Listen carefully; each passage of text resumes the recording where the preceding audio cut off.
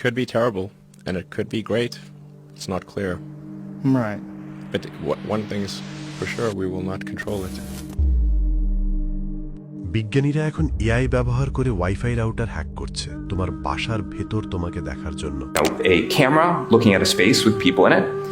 That's sort of like coming in from one eye. The other eye is the radio signals, so sonar from the Wi-Fi router, and they just learned to predict like this is where the human beings are. Then they took away the camera, so all the AI had was the language of radio signals bouncing around a room, and this is what they're able to reconstruct.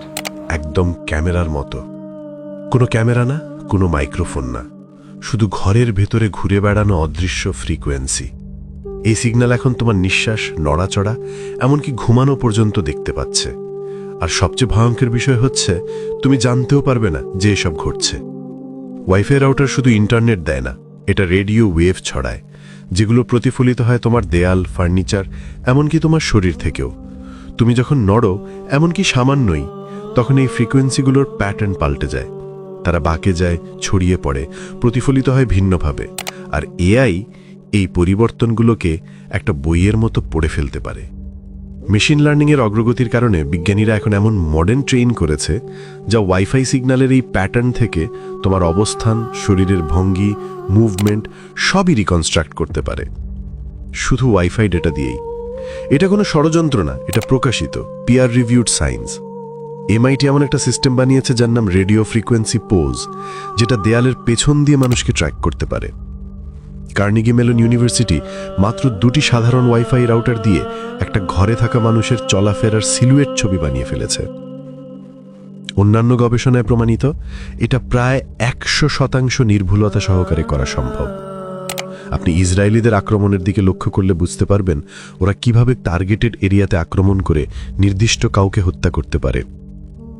আবারও বলছি, camera দরকার নাই, শুধু তোমার wifi হলেই চলবে।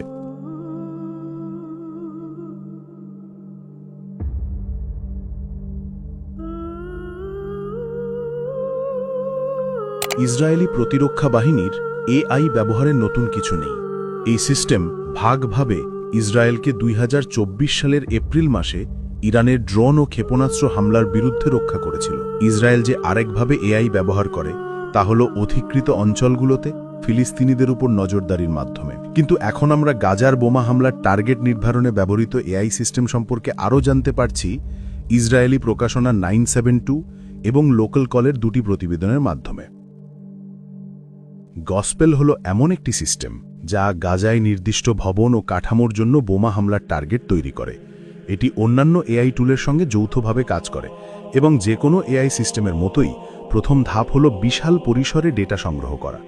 এই ক্ষেত্রে তা হল গাজায় ফিলিস্তিনি ও মিলিটেন্টদের অবস্থান সংক্রান্ত নজরদারি ও ঐতিহাসিক তথ্য। তৈরি হওয়া টার্গেটগুলো সাধারণত 4টি বিভাগে ভাগ করা হয়। প্রথমত ট্যাকটিক্যাল টার্গেট, যার মধ্যে সাধারণত সশস্ত্র মিলিটেন্ট সেল, অস্ত্রগুদাম, রকেট লঞ্চার এবং মিলিটেন্ট সদর দপ্তর অন্তর্ভুক্ত। এরপর রয়েছে আন্ডারগ্রাউন্ড টার্গেট, প্রধানত এমন টানেল যা নাগরিকদের বাড়ির নিচে অবস্থান করে।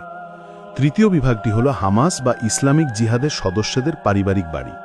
আর শেষ বিভাগটি হল এমন টার্গেট যেগুলো সরাসরি সামরিক না, বিশেষ করে আবাসিক এবং বহুতল ভবন যেখানে ডজন ডজন বেসামরিক মানুষ থাকে। আইডিএফ এগুলোকে পাওয়ার টার্গেটস বলে। ডেটা সংগঠিত হয়ে গেলে তা গসপেল নামক তৃতীয় স্তরের মধ্যে দিয়ে যায়। এই সিস্টেম গাজায় মানুষের চেয়ে দ্রুত গতিতে টার্গেট তৈরি করতে পারে এবং যুদ্ধের প্রথম 5 দিনের মধ্যেই সব চিহ্নিত টার্গেটের অর্ধেক ছিল পাওয়ার টার্গেট শ্রেণীর। 972কে দেওয়া বক্তব্যে বহু সূত্র বলেছে পাওয়ার টার্গেটস ব্যবহারের উদ্দেশ্য হল হামাসের উপর বেসামরিক চাপ সৃষ্টি করা। হেবার বাড়ি সম্ভবত গসপেল সিস্টেমের বাছাই করা পাওয়ার টার্গেটসের একটি ছিল। গসপেল তদন্তের কয়েক মাস পরে 972 আরও একটি গোপন এবং অস্পষ্ট এআই সিস্টেম উন্মোচন করে, যেটি ব্যক্তি টার্গেট করার জন্য নির্মিত। এর নাম ল্যাভেন্ডার। ইসরায়েল হামাস যুদ্ধ শুরুর সময় ল্যাভেন্ডার ঐতিহাসিক তথ্য ও নজরদারি ব্যবহার করে প্রায় 37,000 হামাস ও ইসলামিক জিহাদ সদস্যের টার্গেট তৈরি করেছিল। 972কে সূত্রগুলো বলেছে এই টার্গেটগুলোর প্রায় 10% প্রায়ই ভুল হয়, কিন্তু এমনকি যে 90% টার্গেট সঠিক বলে ধরে নেওয়া হয় সেখানেও ইসরায়েল প্রথমবারের মতো হামাস সদস্যের সংখ্যা প্রসারিত করেছে।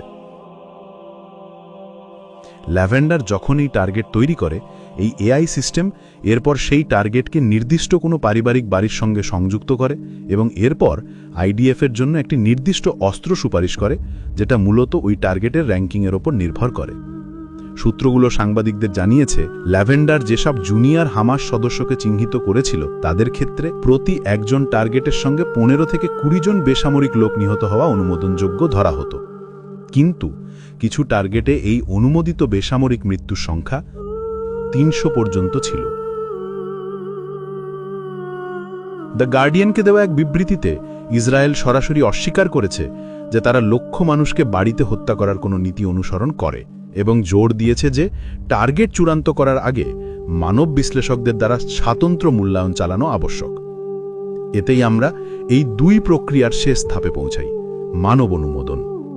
972-কে দেওয়া সূত্রগুলো বলেছে, ল্যাভেন্ডার যে জুনিয়র সন্দেহভাজন মিলিটেন্টদের বাড়ি বোমা মারার জন্য টার্গেট করে, তার আগে একমাত্র মানব তদারক ছিল এআই সিস্টেম যে টার্গেট নির্বাচন করেছে সে পুরুষ কিনা তা যাচাই করা। 2023 সালের নভেম্বরে যুক্তরাষ্ট্র যুদ্ধক্ষেত্রে এআই ব্যবহারের একটি আন্তর্জাতিক নীতিমালা প্রকাশ করে, যাতে 50টিরও বেশি দেশ স্বাক্ষর করে। কিন্তু ইসরায়েল এই চুক্তিতে স্বাক্ষর করেনি।